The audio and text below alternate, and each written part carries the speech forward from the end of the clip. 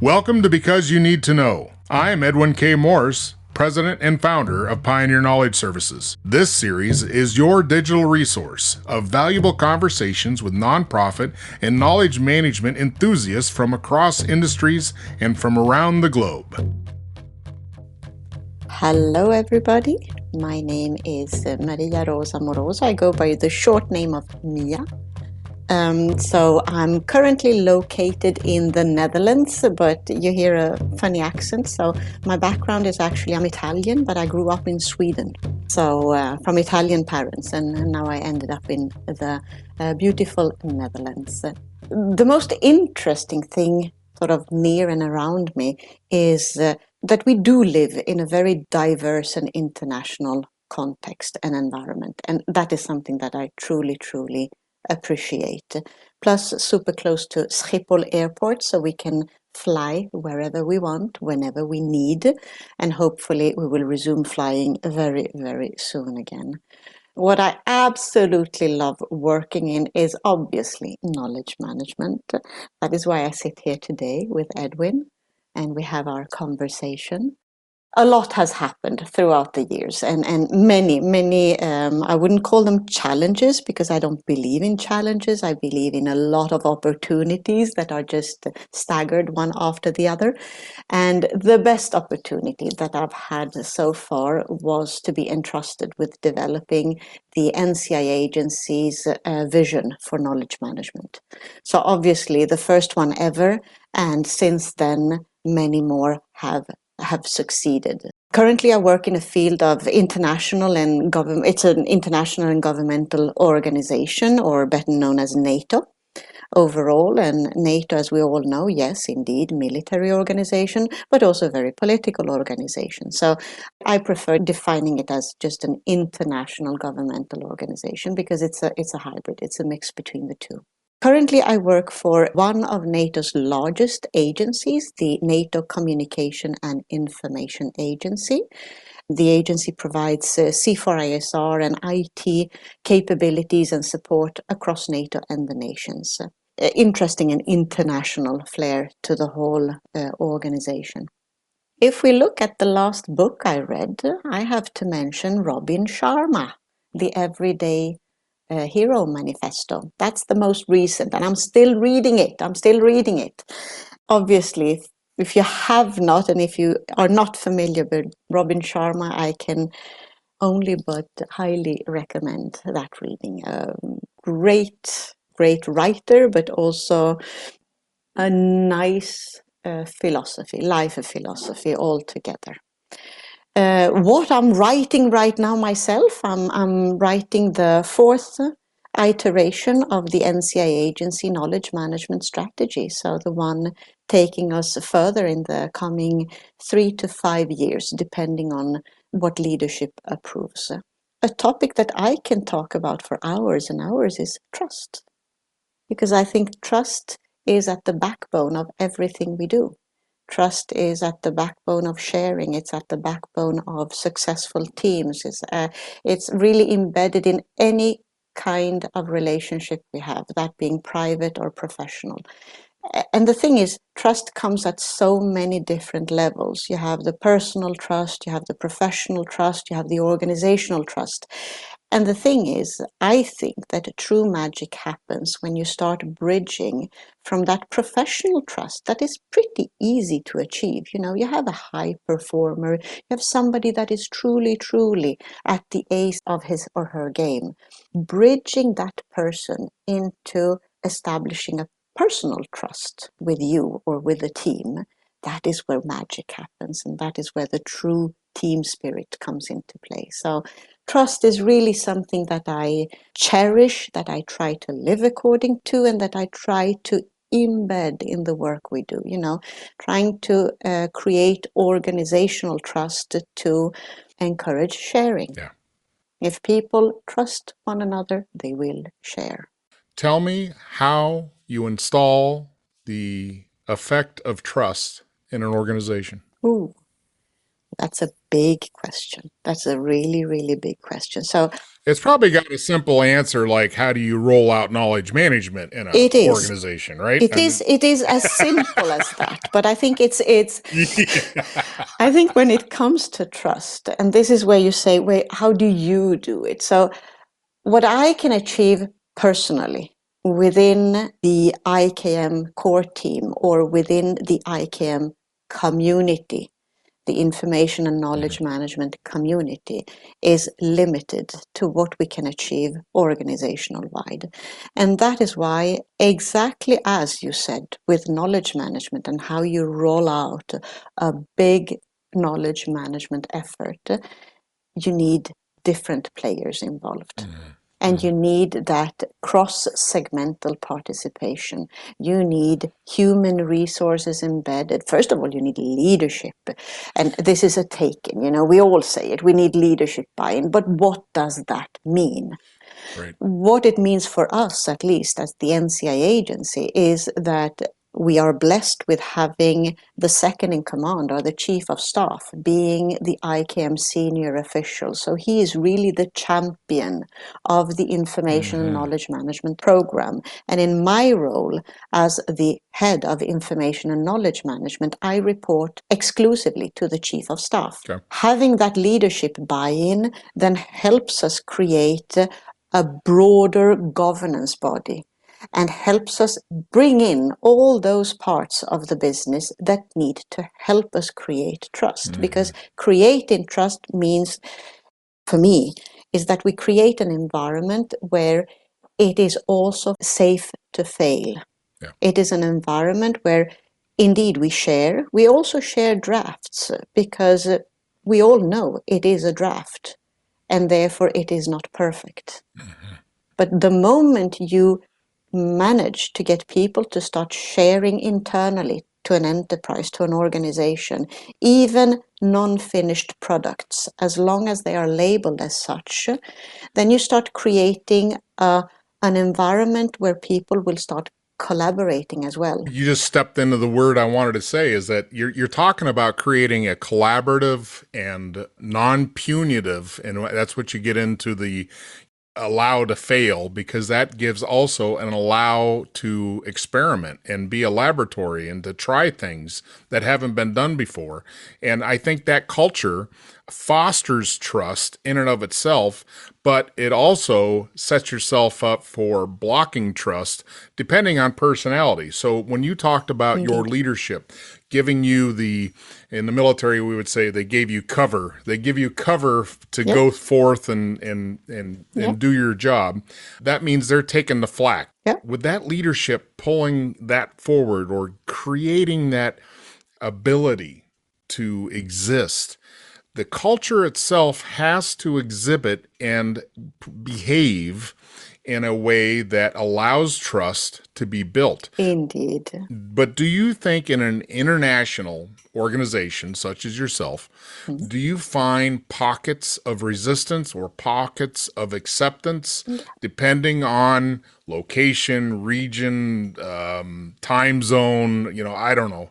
What are those factors that help or stop or hinder trust building? In our reality, in the NCI agency or in NATO overall, I mean, we are an alliance of 30 nations. So in addition to the nationality cultures that have to coexist and collaborate more than coexist, they really have to collaborate with one another. We also, as you said, I just want to say that's a great distinction. Coexisting and collaboration are two totally different existences. I like that. Indeed. So they have to collaborate. And the thing is, but I think we are blessed because being an alliance that is really built, the backbone of the alliance is really collaboration. And the beauty with NATO is that the backbone for information and knowledge management in NATO is responsibility to share, balanced against the security principle of need to know. And having that as the military backbone really helps us immensely. And if I go back to the pockets of resistance and the different cultures, so in addition to the 30 nations, yes, indeed, in our specific case, we are distributed on 30 plus locations. We have about 3,000 people in total on these 30 plus locations. Plus, we have different profiles within the agency. So obviously, we have military staff, we have civilians. So that's another layer of this cultural complexity. In addition to that, we also have the SME groups that are really, really thick. They stick together. And you will have the engineering community, you will have the acquisition community. And obviously, it's culture within the culture within the culture. Now, the beauty is that the main factor, though, is we are all NATO. Yeah. And being all NATO, we have that common goal, that common vision, and we all believe in sort of very similar things. So, from that aspect, all these subcultures are overcome. Because you have that bigger picture, that bigger glue keeping us all together. When you say subcultures, I also say what's beside a subculture is a counterculture. So do you have counterculture issues? I think we will all have that. I mean, there will all, as we say, information and knowledge management, like in social media, by the way, you always have that 80-20 rule, or even 90-10 rule, if you want, in the sense that you will always have a certain percentage that will swim against the tide. It is normal. It is normal.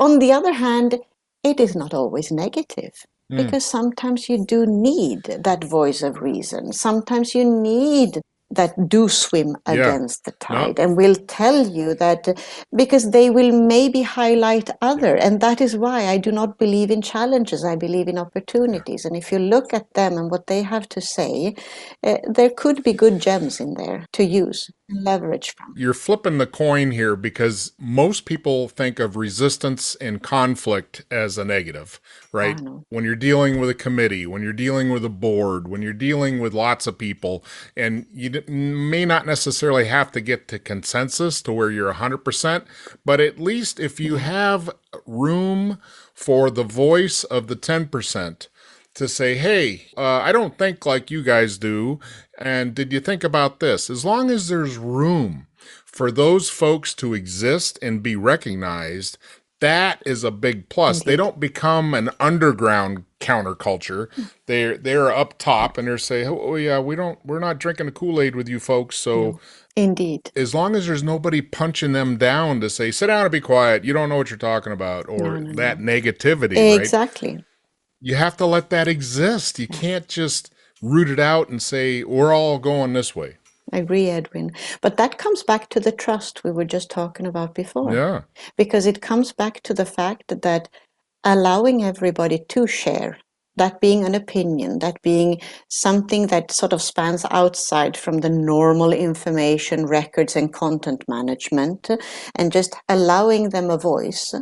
And as we always say internally, the code of conduct applies everywhere, that being online or offline. So as long as you are being courteous, that you are adhering to the normal courtesy code that we have, then please, by all means, speak up. And internally, we do have sort of a microblogging capability. So we do. Anybody has a voice, and they can put something out there. And sometimes it's just a work-related question, and sometimes is an alert on something. I can't find X, Y, and Z, which is fine. So we have all types, but also the fact of being able to speak up, even if you have an opinion that is different from somebody else's, as long as we keep it, civil. Well, you bring up a valid point that I think a lot of organizations skip over, is how do they communicate within their own organization? The rules of engagement, the list of protocols that we will do this, we will not allow that. And as long as everybody comes to the table with the same agreement, then okay, we're good to go. I think a lot of organizations skip that part, and they just let people show up as they are, and without any real understanding of what the rules But are. there, Edwin, there we're a little bit old-fashioned. We're NATO.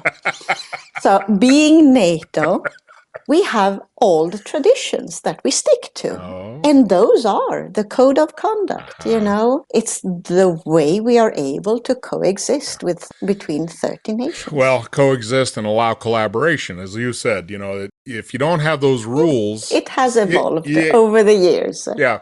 In your build of this strategy, what's your biggest challenge in that? So if you've got to deal with all these parts and pieces, all these different collaborators, how do you get them to come to the same sheet music? So indeed, information and knowledge management best practice.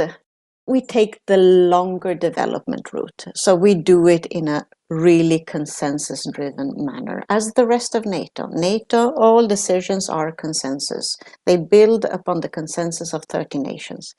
And we do the same inside our agency, which means that we have a tasking system. So we go out and there will be a first draft, there will be a revision of that draft. As I said, we have the governance team, so it's a cross-segmental governance team that will do the first cut. They will go in and really revise. I will add another layer, that is, in order to get buy-in, you need broad engagement from the start. We are spread as segments, we are spread locationally, we have a lot of people. So what we have a network of officers that have been designated to really execute on our knowledge management strategy. And they will be involved early on in the revision. So in the revision that we are doing right now, they are involved because they have been sort of on this journey with us for so many years by now. Some newer, some longer, but still, many of them have been with us for many, many years. So what we do is we involve them early on. They are part of the revision work. So everybody can sort of add and say, but what about this? And have we forgotten this? And should we address this? Now, we do try to keep a little bit of continuity so that we don't revolutionize it completely, but we do amend it. We improve it. For every iteration, we have improved it. We started off with a 1-year strategy because we wanted to be humble. And then we went on with a longer time frame. So they started and they engaged. Second step is to get the governance board involved, and they will do their bits and pieces. They will revise again. And then it goes into a formal tasking, and then it goes out to everybody in the business and all the business leads. And they will then go in, they will consult within, and after a few months of revision, then we will have a product that is ready. And at a certain point, we will address the comments, we will go back. It's a lengthy process, but at the end, we have something that maybe not everybody agrees to, but everybody has a say in it. So the moment we start to really executing against it, then it will not come as a surprise. Sure. I get the buy-in up front, and I get the idea of trying to not dictate, but involve everybody involved to be part of the process, right?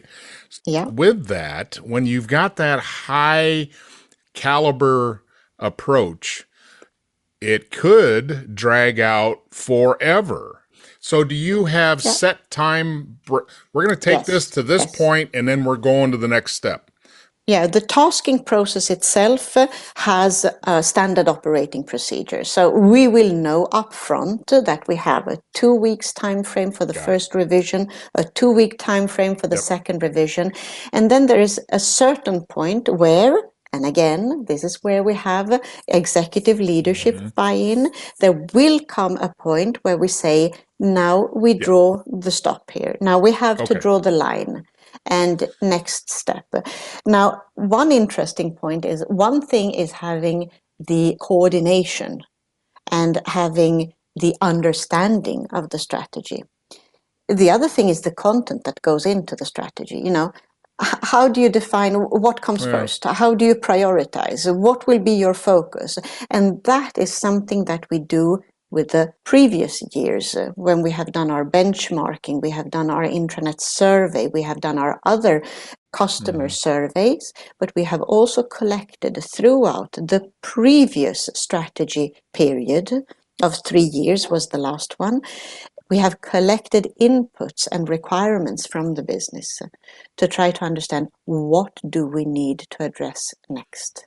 Well, it sounds like you've almost combined a standard operating procedure and a strategy, because sometimes I think a lot of people think a strategy is kind of a top layer look at things, and but when it comes to the practice, it doesn't become an active document, but you're talking about something totally engageable. Yes, yes.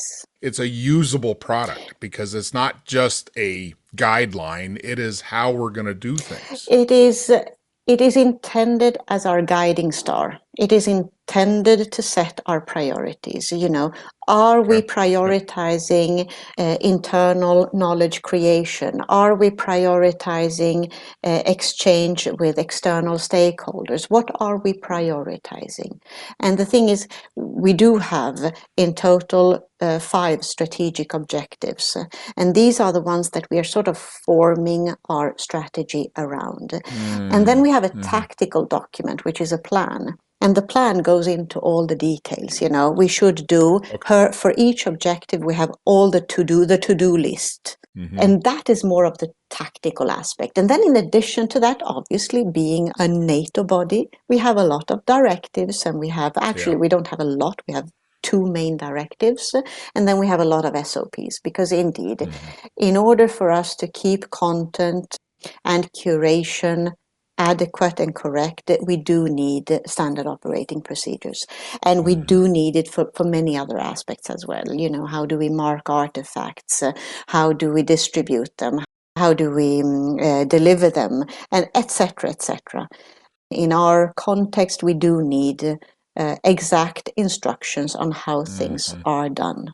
In addition to that, it needs to be said that, to me, the strategy is not only, you said it, it's a strategic level document. And indeed, we want it to be simple, we want it to be the guiding star, but it needs to be understandable. The strategy only serves a purpose if it has a purpose. If it's just to have things documented, then I think we have forgotten a little bit why we are here, because in the end, as information and knowledge management, we are embedded in every aspect of day-to-day business. And if we can't provide value, so should our documentation. They should also provide value. If not, we have sort of missed something. You're building something that is an action-oriented output. You are not building something that's going to be a 3-ring binder on a shelf somewhere. No, it is going to be integrated into the practice. Yes, yes. It has to. Well, all right. So how do you strategize your organization for innovation? For innovation, that to me, in information and knowledge management terms, I look at the knowledge creation bit. That is, to me, the innovation bit. But I think if it comes to innovation, often we focus on technical innovation or capability development or anything that is. So I think we need to make a distinction here between the business innovation and the information knowledge management innovation. That could be from a different perspective. It could be more of a process-oriented innovation. Right. Let us look at the business aspect. We are blessed in the agency. We have sort of an innovation department. It's a smaller core department, but their work is really to look outside in the business on where there could be innovative aspects happening within the ongoing work. So let's assume that we are developing as a core capability certain technologies, and there could be spin-offs from there into different technology aspects that we have not been requested to do, but it's just natural spin-offs. And in that case, because we shouldn't waste any good idea or any good effort. So that is one way they harvest that. But they also have sort of ongoing external engagement with industry and academia, where we have competitions going on. Last year, we had a 5G effort, or we actually have a yearly cyber innovation efforts going on. And from there is always good industry and academia collaboration and inputs that we can then advertise, we can champion, and hopefully within the rest of the NATO community, somebody will see it as interesting and ask us to continue the development. But again, that is one way of doing it.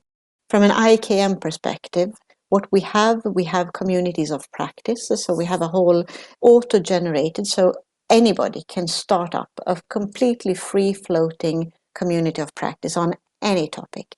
And we do have it. So for example, our software engineering colleagues, and they are spread across the organization in different segments because they sit in different organizational units. They have their own community of practice where they discuss amongst them aspects of their interest.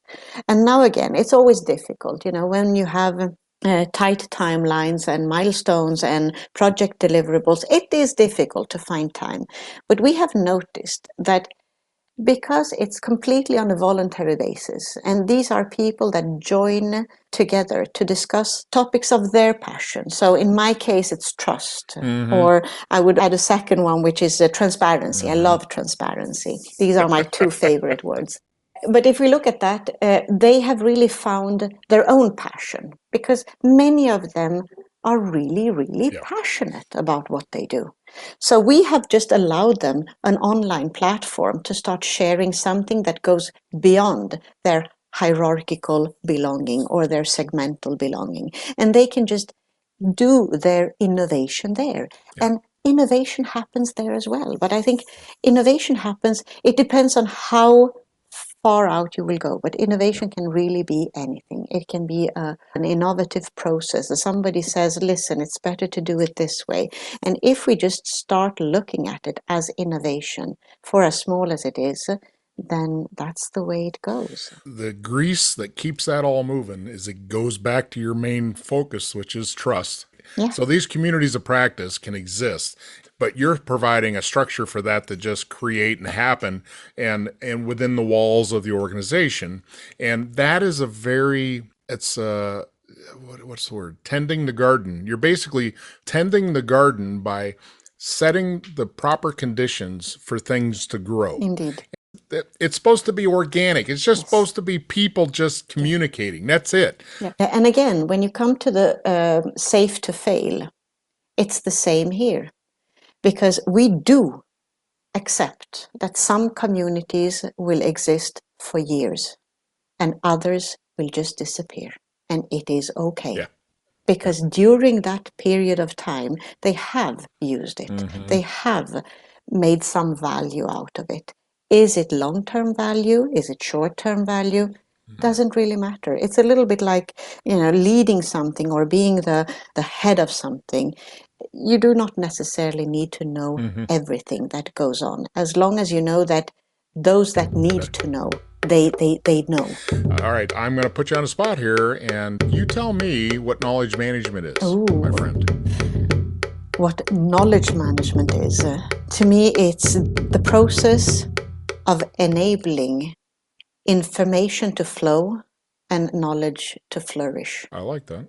Those are very organic gardening terms that I like. Flow and flourish. Oh. Because we are organic creatures.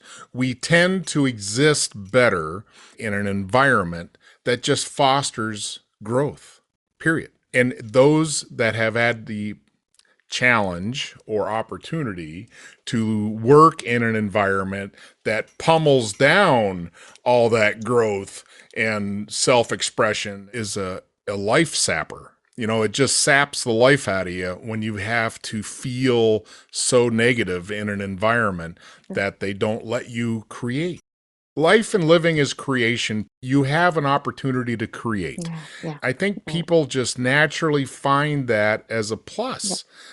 Why not build an environment that it fosters all of that to begin with? And that's not just a knowledge management paradigm. That's just culture itself. So that's just exciting. I like that definition very much. Yeah.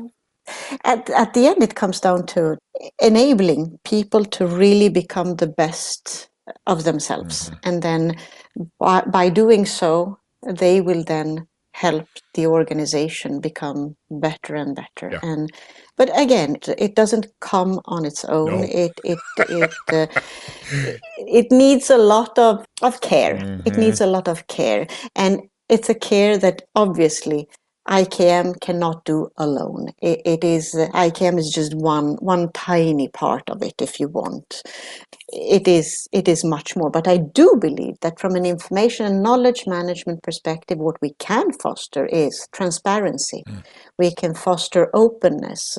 We can also put in place some technology to help us force the hand a little bit and sort of, share as a matter of principle and restrict as a matter of exception.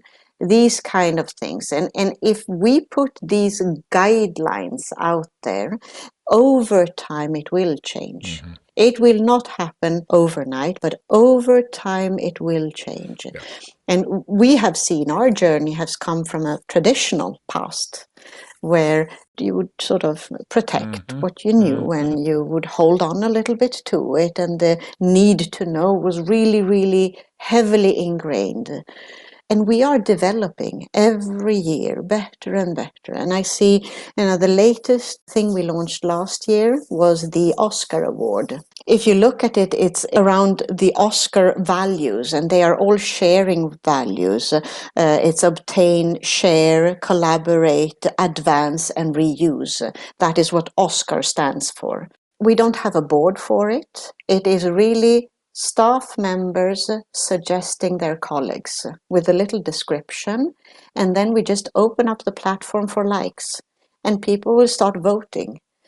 And at the end, it has been such a success. So we have already awarded for 17 staff members in 2021, and we have just started the first quarter 2022 cycle of Oscar Award winners. So this is something that we do internal to the agency, and we were mentioned by the American Productivity and Quality Center. That's our incentive program for knowledge sharing. So this is something that we are very, very proud of. And it's built upon people really engaging into the strategic objectives, which is sharing in this case, and buying into it and living according to it. And practicing. I like that whole idea. I want to get an Oscar. I want to be in on that. Thank you for sharing everything you've got going on. It sounds like you've got such an enterprise to bring you all kinds of opportunities to expand your brain and keep things plugging. It just sounds amazing, and I would love to have you back. Thank you, Edwin. I would love to be back. Because You Need to Know is designed to bring people's experience and their knowledge forward to be shared.